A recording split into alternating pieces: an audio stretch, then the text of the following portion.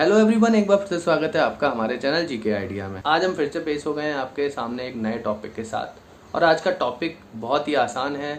बहुत सारे लोग, सभी लोग, लगभग सभी लोग जानते हैं उसके बारे में। सभी लोगों ने बहुत बार यूज़ भी किया है उस चीज़ को। वैसे थंबनेल देखकर आप समझ गए होंगे कि मैं किस चीज़ की बात कर रहा हूँ। जी, आज हम बात करने वाले हैं एटीएम के बारे में, एटीएम की फुल फॉर्म के बारे में, एटीएम से जुड़े बहुत सारे पॉइंट्स आज हम इस वीडियो में डिस्कस करने वाले हैं। तो बने रहिए मेरे साथ इस वीडियो के एंड तक और इस वीडियो को पूरा देखिएगा, तभी आपको एटीएम के बारे में पूरी जानकारी मिल पाएगी। तो बिना किसी देरी के वीडियो को शुरू करते हैं।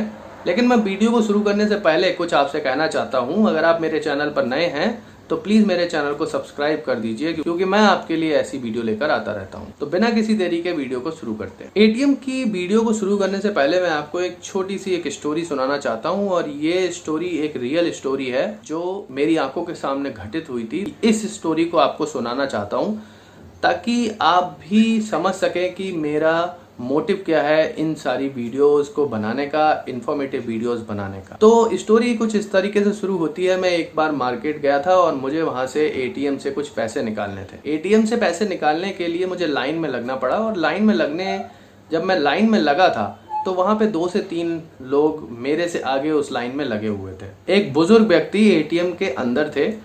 जो एटीएम रूम था जिसमें एटीएम मशीन रखी हुई थी, वहां पर एक बुजुर्ग थे और वो एटीएम से कुछ कैश विड्रॉ कर रहे थे। उनको काफी टाइम लग रहा था पैसे निकालने में। उसी बीच मेरे से आगे 2 लोग लगे हुए थे। उनमें से जो व्यक्ति डोर के पास था, जिसका नेक्स्ट नंबर था, वो काफी जल्दीबाजी में था। तो वो बार बार एटीएम डोर को नॉक कर रहा था, बार बार कुछ ना कुछ बोले जा रहा था। कितना टाइम लगा रहे हैं, कितनी देर से गए हुए हैं, बहुत ज़्यादा टाइम लगाते हैं, कुछ ना कुछ बोल रहा था। लोगों को एटीएम से पैसे निकालना तक नहीं आते हैं, इस तरीके की बातें वो व्यक्ति बोल रहा था। कुछ ही देर में वो व्यक्ति बाहर आ जाते हैं। जो बुजुर्ग व्यक्ति होते हैं वो बाहर जैसे ही आते हैं तो वो व्यक्ति कुछ काफी देर से बड़बड़ा रहा था, तो वो कुछ गर्म हो गया था, उसका ब्लड प्रेशर थोड़ा हाई हो गया था। जैसे ही वो व्यक्ति बाहर आते हैं और वो जो व्यक्ति बाहर वेट कर रहा था अपने नंबर का, वो उनसे बोलता है, क्या पहली बार आप एटीएम यूज कर रहे थे? क्या कभी पैसे नहीं निकाले आपने?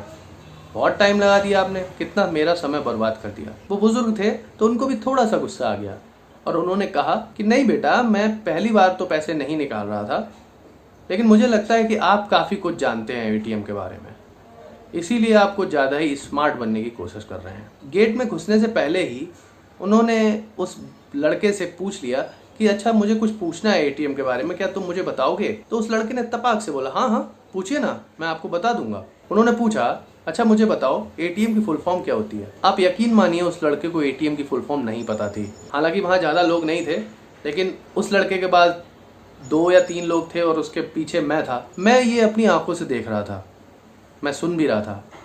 2 से 3 लोगों के सामने वो शर्मिंदा हो गया था लड़का, क्योंकि वो बहुत ज़्यादा बोल रहा था। उसकी सारी हेकड़ी, या आप कुछ भी बोल सकते हो, वो सब निकल गई थी। उन बुजुर्ग ने इतना ही कहा कि जब तुमको एटीएम की फुल फॉर्म नहीं मालूम है, एटीएम की जानकारी नहीं है, अगर मैं पैसे धीरे निकाल रहा था या मुझे थोड़ा सा टाइम लग रहा था, तो इसका मतलब ये नहीं है कि मैं एटीएम यूज़ नहीं कर पाता हूँ या एटीएम मशीन को ऑपरेट नहीं करना जानता हूँ।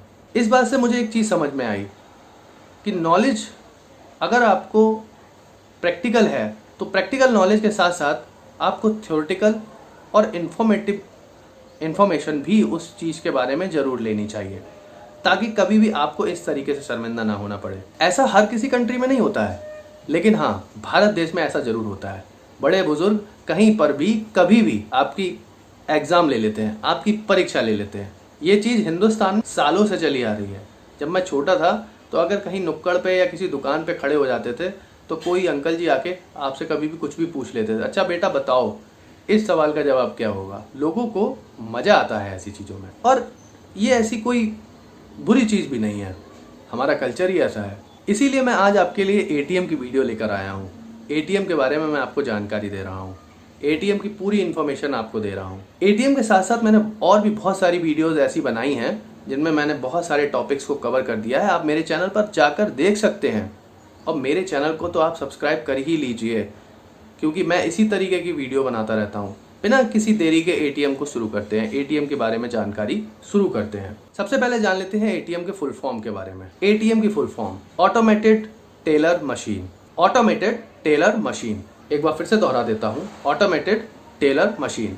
एटीएम की फुल फॉर्म आपको समझ में आ गई होगी। अब मैं आपको एटीएम से जुड़ी जानकारी या एटीएम से जुड़े कुछ पॉइंट्स का विश्लेषण आपके साथ करते हैं और हम जानते हैं कि एटीएम की शुरुआत कैसे हुई थी और एटीएम किसने बनाया था। आपको याद होगा जब एटीएम जैसी चीज़ें प्रचलन में नहीं थी, तो आपको याद होगा कि आप जब भी बैंक जाते होंगे पैसा निकालने के लिए, तो आपको एक लंबी लाइन में लगना पड़ता होगा, एक विड्रॉल फॉर्म भरना पड़ता है और फिर उसके लिए हम कैशियर की लाइन में लग जाते हैं और वहाँ से हम अपने पैसे को कैश कराते हैं। बैंकों का प्रोसेस आज भी ये है। जो लोग एटीएम यूज़ नहीं करते हैं उन लोगों को लाइन में लगना पड़ता है और एक बहुत लंबा समय कभी कभी इस लाइन में खर्च हो जाता है।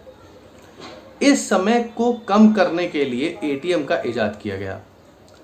इस समय को कम करने के लिए एटीएम को बनाया गया ताकि लोग आसान तरीके से कम समय में अपने पैसे को बिना बैंकों में जाए निकाल सकें। एटीएम एक टेलीकम्युनिकेशन डिवाइस है जो एक कार्ड के माध्यम से चलती है। अगर आपका किसी भी बैंक में अकाउंट है तो आपको एक डेबिट कार्ड या एटीएम कार्ड भी आप उसको बोल सकते हैं, वो आपको मिल जाता है और आप उस कार्ड की मदद से एटीएम मशीन से कैश विड्रॉल कर सकते हैं, अपने अकाउंट के मिनी स्टेटमेंट निकाल सकते हैं, अपना बैलेंस चेक कर सकते हैं। आप अपने एटीएम से किसी दूसरे बैंक अकाउंट में कुछ धनराशि भी ट्रांसफ़र कर सकते हैं।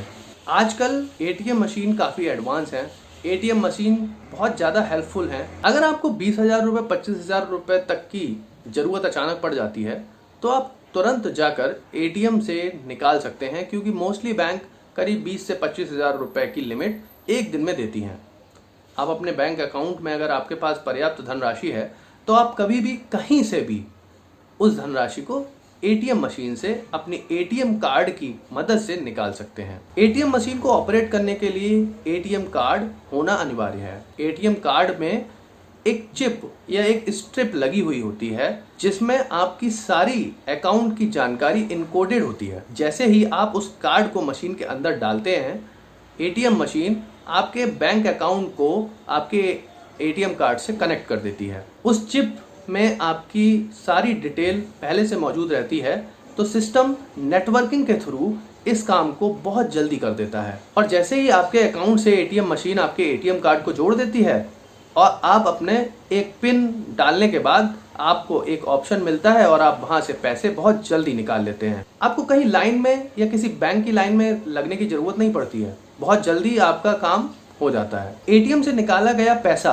आपके अकाउंट में एक रिकॉर्ड मेंटेन भी करता है। विड्रॉल द्वारा भी निकाला गया पैसा, फॉर्म भर के निकाला गया पैसा भी आपके अकाउंट में रिकॉर्ड रखता है, लेकिन अगर आप एटीएम से पैसे निकालते हैं तो उसका भी एक रिकॉर्ड आपके अकाउंट में एंटर हो जाता है। बहुत ही सिक्योर है, बहुत ही अच्छा है और बहुत ही सुलभ माध्यम है एटीएम। लेकिन थोड़े से डिसएडवांटेजेस भी हैं एटीएम मशीन को यूज़ करने के। आजकल अगर आप अपना एटीएम कार्ड सही से नहीं रखते हैं, उसका नंबर अगर आप किसी को बता देते हैं या उसका नंबर कोई देख लेता है, सीवीवी देख लेता है, आपका पिन कोई देख लेता है, तो आपके एटीएम का कॉपी भी बना सकता है और आपके अकाउंट से पैसे भी निकाले जा सकते हैं।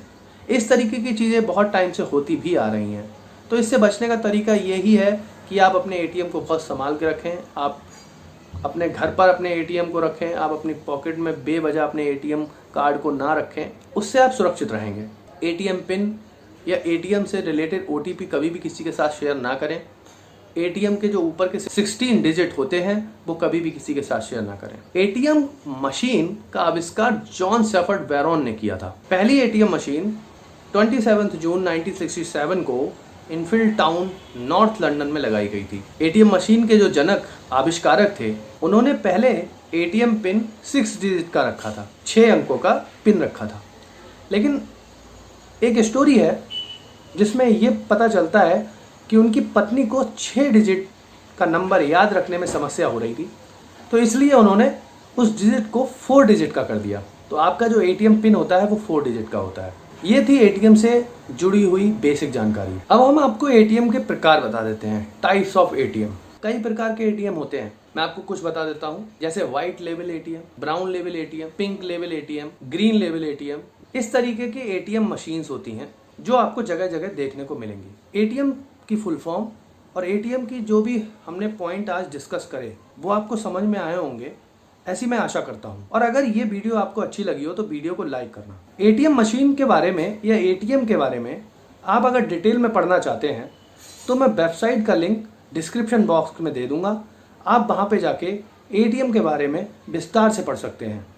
जैसे मैंने आपको एटीएम के प्रकार बताए, white level ATM, brown level ATM, आप इनके बारे में कि इनका यूज़ कहाँ होता है या कैसे होता है, इनका यूज़ कौन करता है, आपको हमारी वेबसाइट gkidea.in पर मिल जाएगी। आप वहां जाके हमारी पोस्ट को पढ़ सकते हैं, एटीएम वाली पोस्ट को पढ़ सकते हैं और पूरी जानकारी एटीएम पर ले सकते हैं। हम आशा करते हैं आपको हमारी वीडियो अच्छी लगी होगी। अगर अच्छी लगी हो तो प्लीज़ वीडियो को लाइक करना और हमारे चैनल को सब्सक्राइब जरूर करना, क्योंकि हम आपके लिए ऐसी वीडियो लेकर आते रहते हैं। तो आज के लिए इतना ही। Thanks for watching GK idea.